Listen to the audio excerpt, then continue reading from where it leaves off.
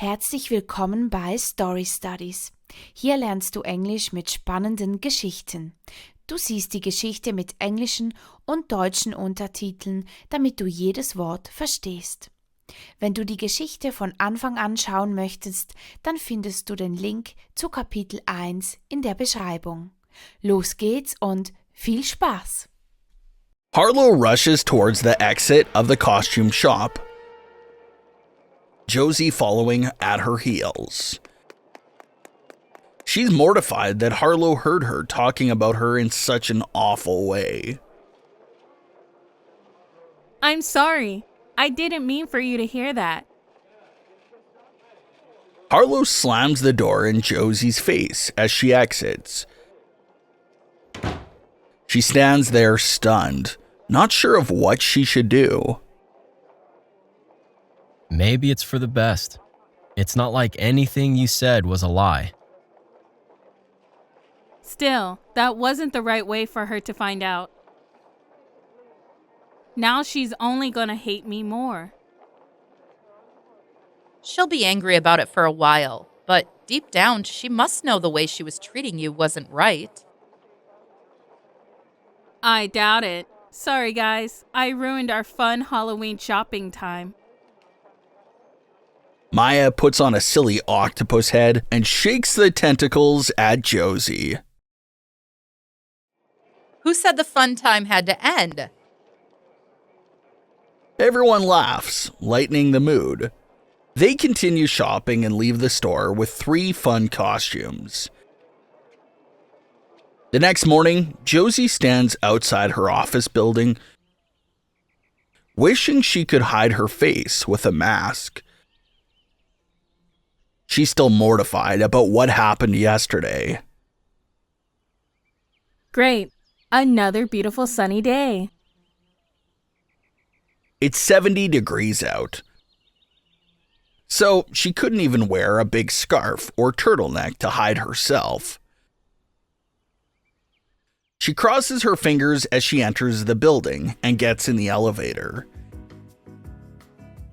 It would be so awkward to run into Harlow now. Luckily, she doesn't see her. She walks into her office, looking over her shoulder, as if she'd just committed a crime. Good morning. How was your evening? It was fine. Went costume shopping. She stands there awkwardly, trying to read her boss's expression. She wonders if Harlow has told him what happened. Could she be sent to HR for it? Could she be fired? Halloween is my favorite holiday. My partner and I are dressing up as Sailor Moon and Tuxedo Mask. Harlow walks in. Her eyes look bloodshot, like she hasn't slept at all. Good morning, Harlow. Hi. Good morning, Anne. Harlow heads to their desks, clearly still upset with Josie. I should get to work too. Of course. That's what we look to see in this office. A passion for the job. Josie walks nervously over to her desk, mentally preparing herself for a talk with her coworker. Her grandmother, Nora, taught her that it's better to face these things head on. So, Harlow, about yesterday.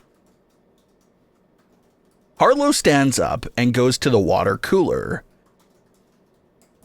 When she comes back to her desk, she puts her big headphones on. She plays her metal music so loud that Josie can hear the screaming. She keeps them on until lunchtime. I'm gonna go grab some sandwiches from next door. Do you want one? I'm not hungry. Josie leaves the office. She'll try to have another talk with Harlow after lunch. Maybe she'll be in a better mood then. However, when she returns, She sees that her coworker has packed up her tablet and gone home. Harlow has gone home sick. So you'll be doing the final touches on the weapons design. Send them to me when you're finished. Okay, will do. Josie feels awful. Harlow puts up an icy front, but she must be a lot more sensitive than she appears. Across town, Maya's about to meet that iceness head on. Harlow has just walked into her cafe. Neither of them recognize who the other is. I'll get a pumpkin spice latte with soy milk, an extra shot of espresso, and cinnamon syrup. I'm sorry, but we're out of pumpkin spice lattes. Can I get you something else? It's Halloween, and you don't have pumpkin spice lattes? They've been so popular these last few days that we ran out of the ingredients this morning. Given the season, you should have been more prepared. But it's not a surprise that a trash hole like this doesn't have it. No wonder you have such a low rating. I can make you anything you'd like, on the house. No, I'm going to Starbucks. She storms out, leaving Maya feeling awful. She was the one who stocked the seasonal ingredients. She bought as much as she did the previous year, but it wasn't enough. She slumps down at the counter and puts her head in her hands. I wish I could quit. A few hours later, Josie comes into the cafe to find Maya in as low as a mood as she is in. I thought I'd come in here to cheer myself up, but you look like you've had a rough day too. Just a rude customer. But it's nothing a few hours of dancing won't brush off. I wish I could say the same for myself. Did Harlow say something mean to you again? She didn't say anything to me at all. I tried talking to her, but she just ignored me, then went home early. Ouch. Give her time. She'll come around. Whatever. I'm not gonna let her ruin our night. Where are we going anyway? My friend Finn is throwing a house party. It was a lot of fun last year, so I'm sure this year will be too. Cool. I'm going to go home and chill out a bit. I'll see you later tonight.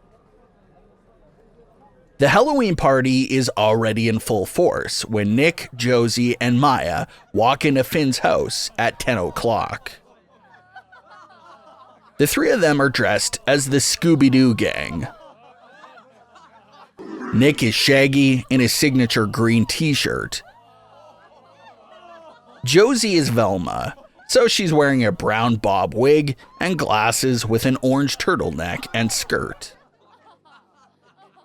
Maya is Daphne with a beautiful red wig and a purple dress. Looks like the party started early. Most of these people are already drunk. We'll have to drink a lot to catch up. Maya's friend Finn walks over to them. He is dressed like Robin Hood, bow and arrow and all. Maya, you're here. And you brought a cute friend. Velma was always my favorite. He winks at Josie. Everyone laughs. Easy there, Robin Hood. You're supposed to be stealing money, not hearts. Guys, this is my friend Finn. He used to work at the cafe with me.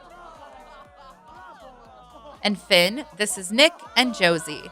They are my neighbors and new friends. Finn grabs a couple of beers from a cooler and hands them out to everyone. Drink up and then come join me on the dance floor. He spins around and then disappears into the crowd. The three of them sip slowly on their drinks. So, are we just going to stand here or... After the day I had, I need something stronger. She grabs a couple of Jell-O shots off the table and shoots them down. Nick and Maya do the same. Now I'm ready for the dance floor. Let's go. They head to the living room where Finn is doing the robot in the center of a crowd. They join in, dancing 1960s style, like they are in a Scooby-Doo movie. Guess I won't have to be embarrassed about my dance moves. They get into the groove of the music, being silly, switching between various styles. Finn dances closer and closer to Josie, and they eventually start dancing together. Josie appears to be having a fun time. I need a breather. I'm going to go outside for a minute. I'll join you. They head out into the cool night air and sit on the front steps of the house. You okay? You seem a bit off. I had a rude customer today. It shouldn't have upset me as much as it did. Customer service is hard. When I was a waiter, there were a few times I almost started crying in the middle of the restaurant. I appreciate you sharing that with me. It's nice to have friends that I can be emotionally vulnerable with. Of course. I'm always here if you need to talk. She leans in and kisses him on the cheek. Thank you. She runs inside, leaving him in shock. Smiling, he presses his hand where her lips just touched.